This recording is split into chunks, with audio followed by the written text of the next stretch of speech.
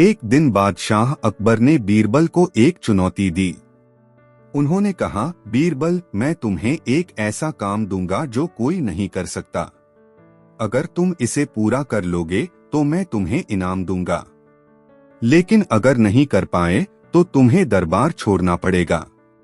बीरबल ने हंसते हुए कहा, जहांपनाह, आज्ञा दीजिए। अकबर ने कहा, तुम्हें एक ऐसा आदमी ढूंढना है जो न तो बोलता हो, न सुनता हो, न देखता हो और न ही चलता हो। अगर तुम ऐसा आदमी ढूंढ लाओ तो मैं तुम्हें इनाम दूंगा। बीरबल ने सोचा और फिर मुस्कुराए। उन्होंने कहा, ठीक है जहांपनाह, मैं यह काम पूरा करूंगा। अगले दिन बीरबल दरबार में एक बंद आंखों वाला, कान बंद किए हुए और मुंह सिले हुए एक आदमी का पुतला लेकर आए। उन्होंने कहा, जहांपनाह, यही वह आदमी है जो न बोलता है, न सुनता है, न देखता है और न ही चलता है। अकबर हैरान हो गए। उन्होंने कहा, बीरबल, यह तो एक पुतला है। मैंने तुमसे एक असली आदमी ढूंढने को कहा था। बीरबल मुस्कुराए और बोले, जहांपनाह, आपने कहा था कि ऐसा आदमी ढूंढो जो न बोलता हो, न सुनता हो, न देखता हो और न ही चलता हो। यह पुतला वही है। अगर आपको असली आदमी चाहिए था तो वह तो असंभव है, क्योंकि ऐसा आदमी हो ही नहीं सकता। अकबर हंस पड़े और बोले, बीरबल, तुम्हारी चतुराई के आगे हार मानता हूँ। तुम्हें इनाम दिया जाएगा। बीरबल ने अकबर की चुनौती को एक हास्यास्पद तरीके से पूरा किया, जिससे अकबर को एहसास हुआ कि उनकी मांग असंभव थी। बीरबल ने अपनी बुद्धिमानी से साबित कर दिया कि कभी कभी सवाल ही गलत होते हैं, जवाब नहीं। यह कहानी हमें सिखाती है कि हर समस्या का समाधान होता है, बस हमें सही दृष्टिकोण से सोचना चाहिए। एक बार बादशाह अकबर ने बीरबल से कहा, बीरबल, तुम्हारी बुद्धिमानी की चर्चा सभी करते हैं, लेकिन मैं चाहता हूँ कि आज तुम मूर्ख बनकर दिखाओ। अगर तुम ऐसा कर सके तो मैं तुम्हें एक बहुमूल्य उपहार दूंगा। बीरबल ने सोचा और मुस्कुराए। उन्होंने कहा, जहांपनाह, यह तो बहुत आसान है। कल मैं मूर्ख बनकर दिखाऊंगा। अगले दिन बीरबल ने एक बड़ा सा थैला लिया और उसमें कुछ पत्थर भरकर उसे अपने कंधे पर लाद लिया। फिर वे शहर के बाजार में जाकर एक दुकानदार के पास गए और बोले, भाई, क्या तुम मेरे इस थैले को खरीदोगे? दुकानदार ने पूछा, इसमें क्या है? बीरबल ने कहा, इसमें मेरी मूर्खता है। मैं इसे बेचना चाहता हूँ। दुकानदार हैरान हो गया और बोला, यह कैसे संभव है? मूर्खता कोई चीज नहीं है जिसे खरीदा या बेचा जा सके। बीरबल ने कहा, तो फिर तुम मेरी मूर्खता को मुफ्त में ले लो। दुकानदार ने सोचा कि यह आदमी पागल है और उसे अनदेखा कर दिया। बीरबल वहां से चले गए और अकबर के दरबार में पहुंचे। अकबर ने पूछा, बीरबल, तुमने मूर्ख बनकर दिखाया? बीरबल ने कहा, जी हाँ जहांपनाह, मैंने एक थैले में पत्थर भरकर उसे मूर्खता बताकर बेचने की कोशिश की। लोग मुझे पागल समझने लगे। इस तरह मैंने मूर्ख बनकर दिखाया। अकबर हंस पड़े और बोले, बीरबल, तुम्हारी चतुराई के आगे हार मानता हूँ। तुम्हें उपहार दिया जाएगा। बीरबल ने अकबर की चुनौती को एक हास्यास्पद तरीके से पूरा किया, जिससे अकबर को एहसास हुआ कि बीरबल की बुद्धिमानी हर स्थिति में काम आती है। यह कहानी हमें सिखाती है कि कभी कभी मूर्ख बनकर भी बुद्धिमानी दिखाई जा सकती है। उम्मीद है यह कहानी आपको पसंद आई होगी। एक बार बादशाह अकबर ने बीरबल से कहा, बीरबल, मैंने सुना है कि इस दुनिया में बहुत सारे मूर्ख लोग हैं।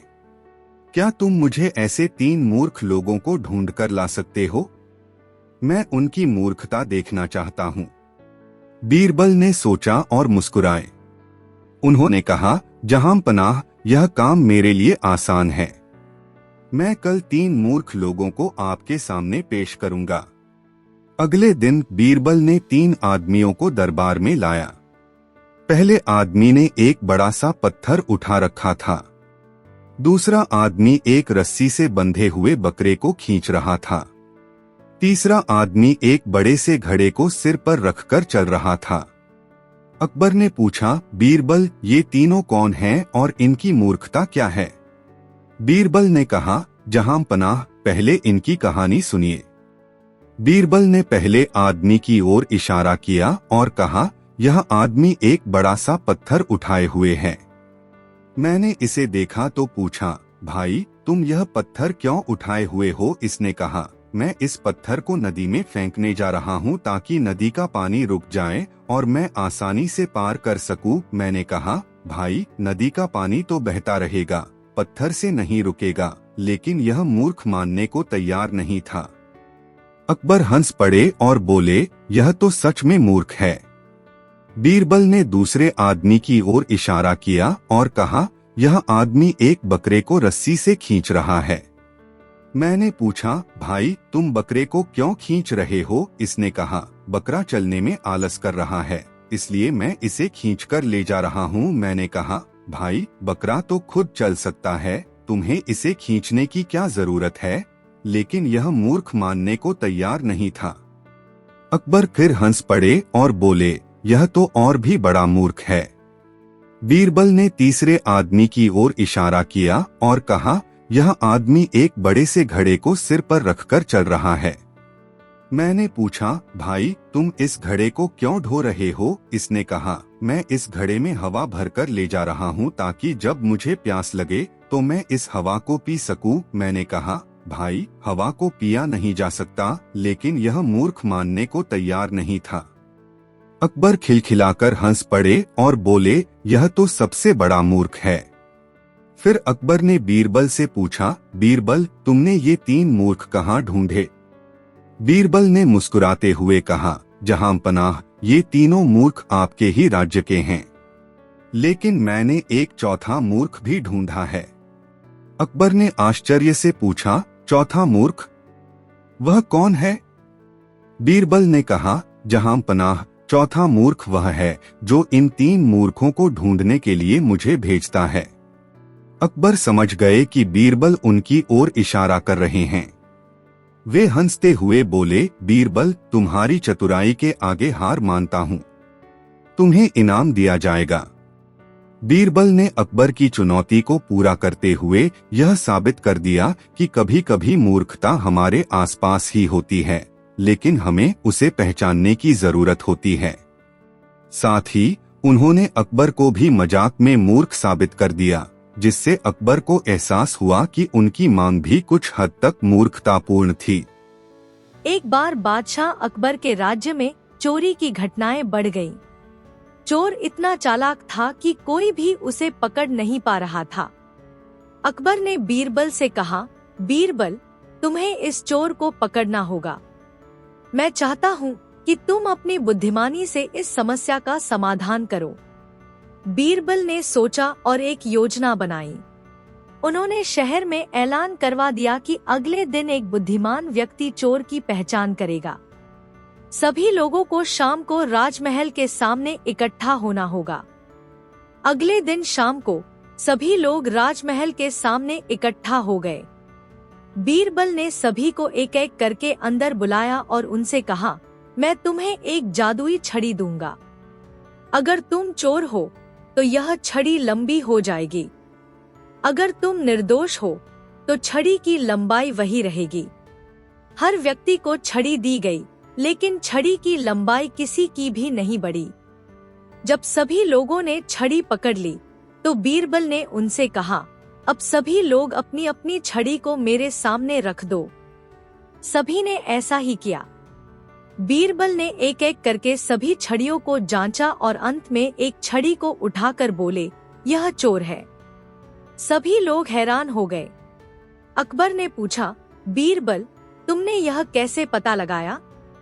बीरबल ने मुस्कुराते हुए कहा, जहां पनाह, यह छड़ी जादुई नहीं थी।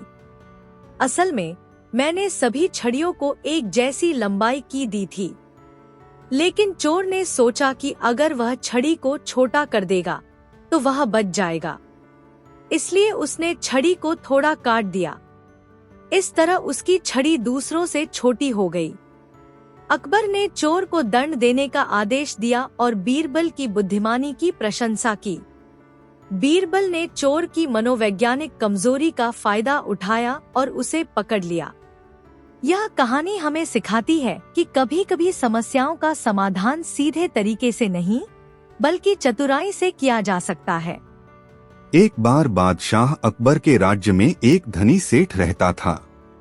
उसके पास बहुत सारा धन और कीमती जेवरात थे। एक दिन सेठ ने देखा कि उसका खजाना गायब हो गया है। वह बहुत परेशान हो गया और उसने बादशाह अकबर से मदद मांगी। अकबर ने बीरबल को बुलाया और कहा, बीरबल, यह मामला तुम्हें सुलझाना होगा। सेठ का खजाना गायब हो गया है और हमें चोर का पता लगाना है। बीरबल ने सेठ से पूछा, क्या तुम्हें किसी पर शक है? सेठ ने कहा, मुझे अपने नौकर पर शक है। वह हमेशा मेरे खजाने के आसपास घूमता रहता था। बीरबल ने नौकर को बुलाया और उससे पूछा, क्या तुमने सेठ का खजाना चुराया है? नौकर ने डरते हुए कहा, नहीं हुजूर, मैंने ऐसा कुछ नहीं किया। बीरबल ने सोचा और फिर एक योजना बनाई। उन्होंने सेठ और नौकर को अगले दिन राजमहल में आने को कहा। अगले दिन बीरबल ने एक बड़ा सा बर्तन लिया और उसमें पानी भर दिया।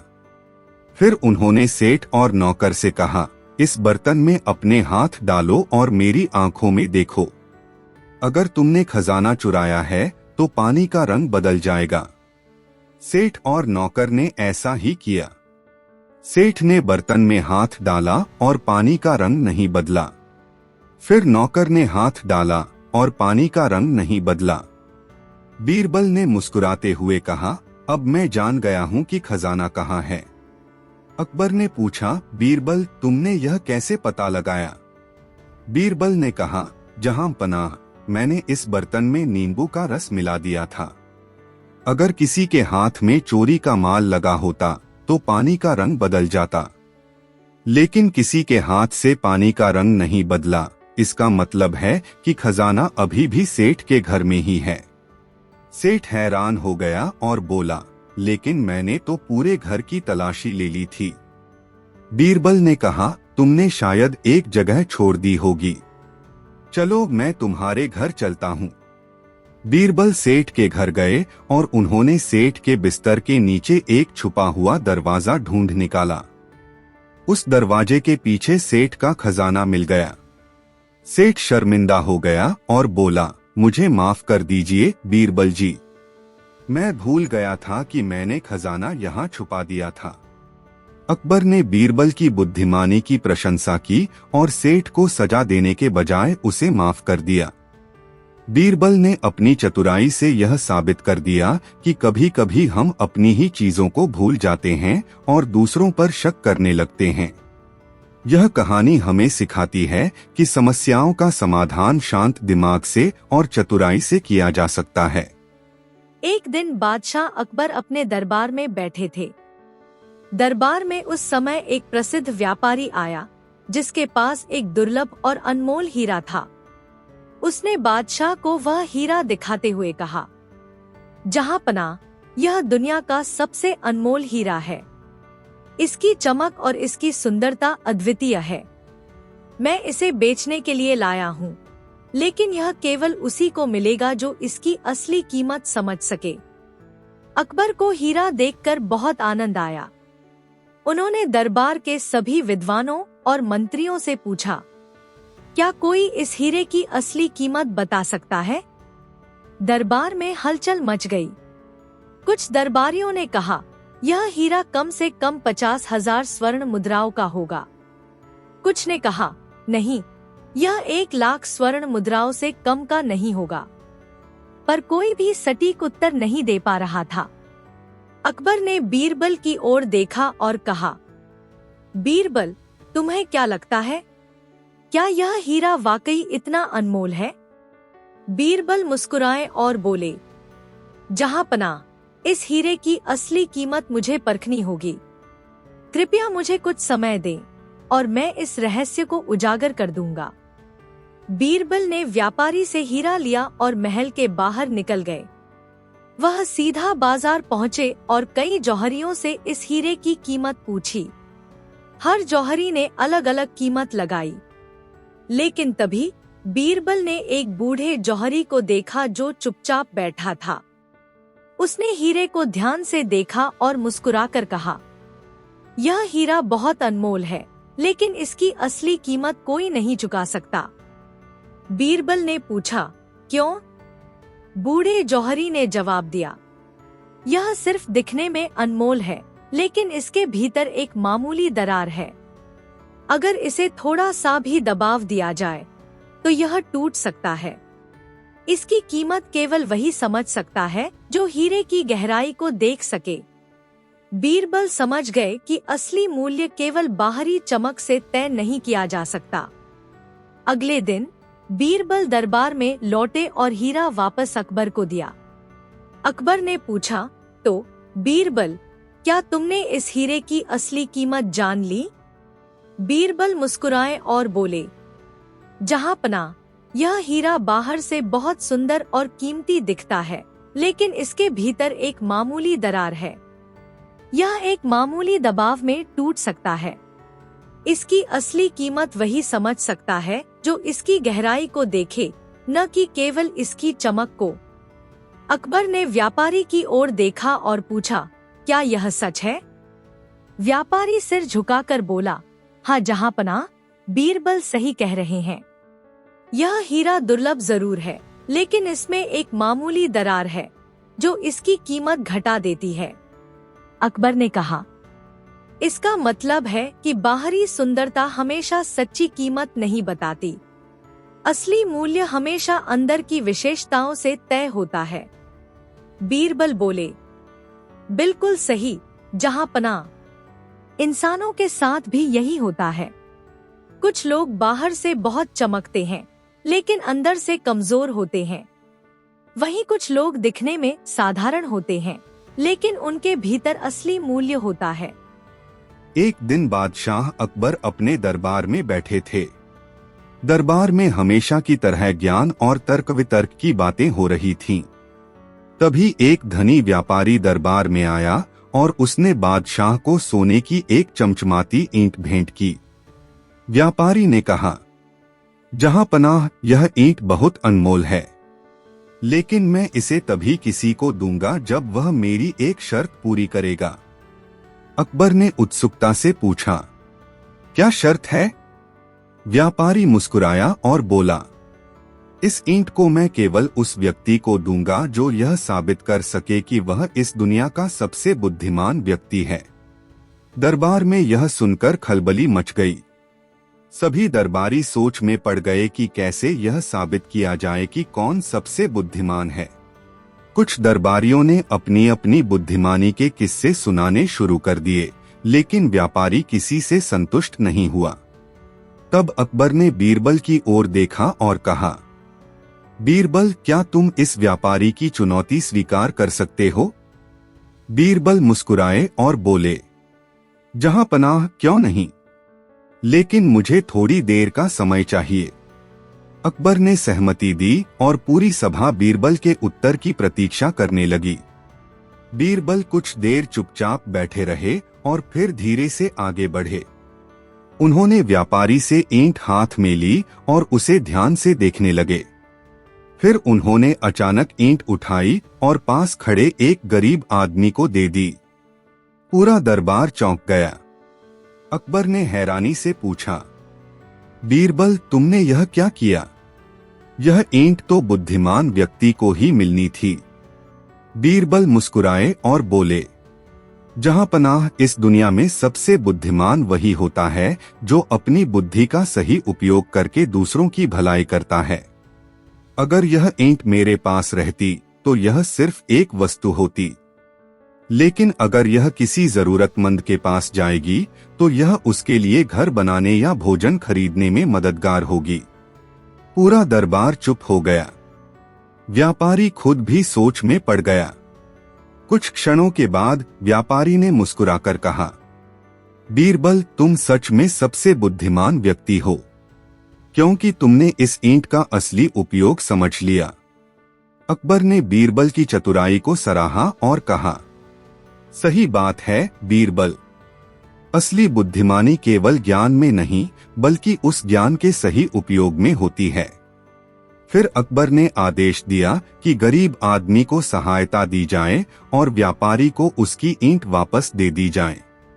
एक दिन बादशाह अकबर अपने राजभवन में विराजमान थे। दरबार में एक धनी व्यापारी आया जिसने गर्व से कहा, महाराज, मैंने एक अनोखी मिट्टी पाई है जिसके स्पर्श से साधारण धातु भी सोना बन जाती है। यह मिट्टी मेरे खेत में पाई गई है और मैं इसे आजमाने का दावा करता हूँ। व्यापारी के इस दावे पर दरबार में हलचल मच गई।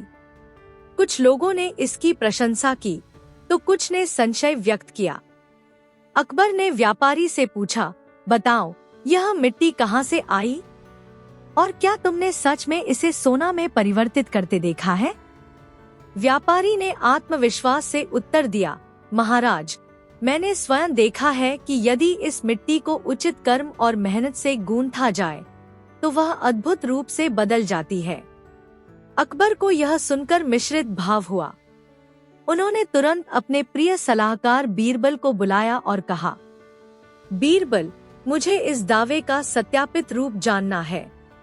तुम इसकी जांच करो और सत्य का प्रकाश मेरे दरबार में फैलाओ। बीरबल ने व्यापारी की बात पर गहन विचार किया। उन्होंने कहा, जहांपनाह, मुझे यह समझने की आवश्यकता है कि वास्तव में यह मिट्टी साधारण है या फिर वास्तव में कुछ अद्भुत गुण है। उन्होंने व्यापारी से आग्रह किया कि वह अपनी मिट्टी लेकर आए और उससे एक छोटी ईंट बनाई जाए। व्यापारी ने आदेश मान लिया और तत्परता से अपने खेत से ली गई मिट्टी से एक ईंट तैयार की। जब ईंट तैयार हुई तो बीरबल ने उसे राजभवन के प्रांगण में ले जाकर सभी दरबारियों के समक्ष रखा। बीरबल ने ईंट को बड़े ध्यान से निरीक्षण किया और कहा, महाराज, यह मिट्टी जिससे यह ईंट बनी है बाहरी रूप से तो साधारण प्रतीत होती है, परंतु इसका असली मूल्य केवल उसके परिवर्तन में निहित नहीं है। फिर बीरबल ने व्यापारी से पूछा, क्या तुमने कभी सोचा है कि असली सोना केवल बाहरी चमक से नहीं बल्कि मनुष्य के कर्मों से प्राप्त होता है? व्यापारी ने झिझकते हुए उत्तर दिया, मैंने तो बस दिखावा किया और लोगों को भ्रमित करने का प्रयास किया। बीरबल मुस्कुराए और बोले, महाराज, असली धन वही है जो ईमानदारी, परिश्रम और ज्ञान से प्राप्त होता है। यह मिट्टी केवल साधारण मिट्टी है जिसे लालच में आकर मैंने सोने में परिवर्तित होने का दावा किया, परंतु असलियत यह है कि कोई भी वस्तु केवल अपने प्राकृतिक गुणों से ही मूल्यवान होती है। अकबर ने गहरी सोच में पड़ते हुए कहा, बीरबल, तुमने मुझे सच्चाई का प्रकाश दिखा दिया। धन संपत्ति या चमकदमक से नहीं बल्कि मेहनत, ईमानदारी और ज्ञान से ही असली समृद्धि प्राप्त होती है। उन्होंने व्यापारी को डांटते हुए कहा, तुमने अपने लालच में आकर लोगों को भ्रमित किया, अब तुम अपने किए का फल भुगतोगे। व्यापारी ने अपनी गलती कबूल कर ली और सभी दरबारियों ने बीरबल की चतुराई तथा विवेक की प्रशंसा की। अकबर ने आदेश दिया कि भविष्य में सभी वस्तुओं का मूल्यांकन उनके असली गुणों से किया जाएगा, न कि केवल बाहरी दिखावे से। असली धन वह है जो मेहनत, ईमानदारी और ज्ञान से प्राप्त होता है। एक दिन बादशाह अकबर अपने अध्ययन कक्ष में बैठे थे। वह अपने अभिलेखों को ध्यान से पढ़ रहे थे, परंतु अचानक उनकी नजर पड़ी कि उनकी प्रिय चश्मा गायब है। यह चश्मा उनके लिए ज्ञान और विवेक का प्रतीक था। वे अत्यंत चिंतित हुए और तुरंत अपने प्रिय सलाहकार बीरबल को बुलाया। अकबर ने कहा, बीरबल, मेरी वह अनमोल चश्मा जो मुझे स्पष्ट दृष्टि देती है आज गायब हो गई है।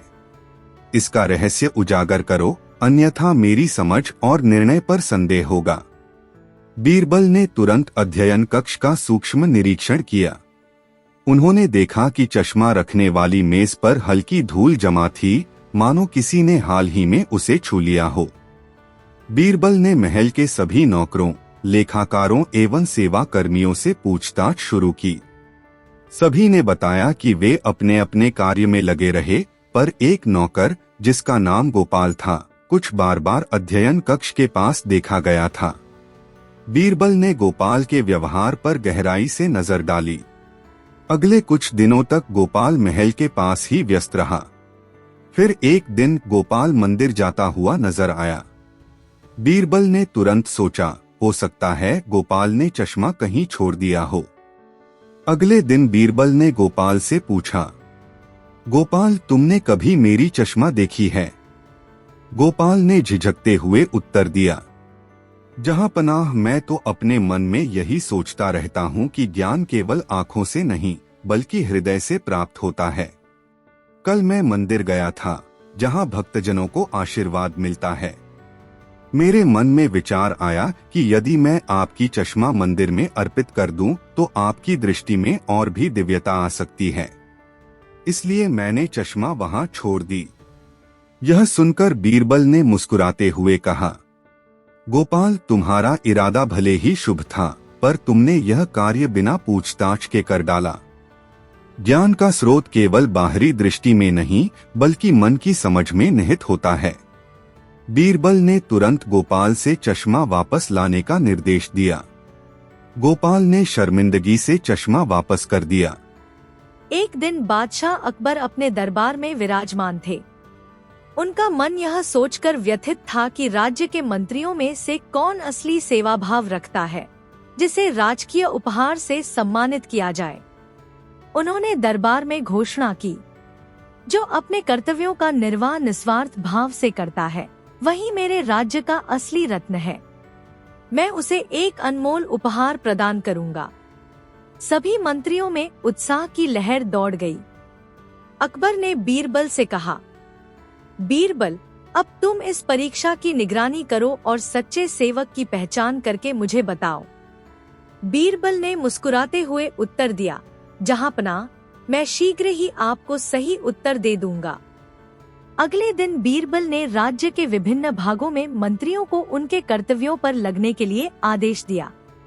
कुछ मंत्रियों को महल के आंगन की सफाई करनी थी, कुछ को गांव जाकर किसानों की समस्याओं का समाधान करना था, तथा कुछ को दरबार में अपनी बातों का प्रदर्शन करना था। अधिकांश मंत्रियों ने अपने अपने कार्य में दिखावा किया। वे बोलचाल में धूम मचाने लगे, अपने धन दौलत और प्रतिष्ठा का जिक्र करते हुए केवल अपने अपने हित के लिए काम करने लगे। परंतु एक मंत्री, जिसका नाम लक्ष्मण था, विनम्रता से अपना कर्तव्य निभाने लगा। लक्ष्मण ने गांव में जाकर किसानों के दुख सुख सुने, बिना किसी स्वार्थ के सहायता की और महल में भी अपने शब्दों में साधारणता तथा निष्ठा का परिचय दिया। बीरबल ने सभी मंत्रियों के कार्यों का गहन मूल्यांकन किया। उन्होंने पाया कि जहां कुछ मंत्रियों ने केवल दिखावे के लिए काम किया, वहीं लक्ष्मण ने सच्चे मन से जनता की सेवा की। अगले दिन बीरबल ने अकबर के समक्ष सबूत पेश किया। उन्होंने कहा, जहांपनाह, मैंने राज्य में कई मंत्रियों के कार्यों का निरीक्षण किया। कुछ ने अपने स्वार्थ में अपने कर्तव्यों का निर्वाह किया, परंतु मंत्री लक्ष्मण ने निस्वार्थ भाव से सेवा की। इसी कारण वह सच्चे मित्र, सच्चे सेवक के रूप में उभर कर आया है। अकबर ने लक्ष्मण की प्रशंसा की और उसे उपहार स्वरूप एक अनमोल स्वर्णलिखित ग्रंथ प्रदान किया। उन्होंने कहा, असली धन धन संपत्ति में नहीं बल्कि सेवा, निष्ठा और प्रजा के प्रति समर्पण में होता है।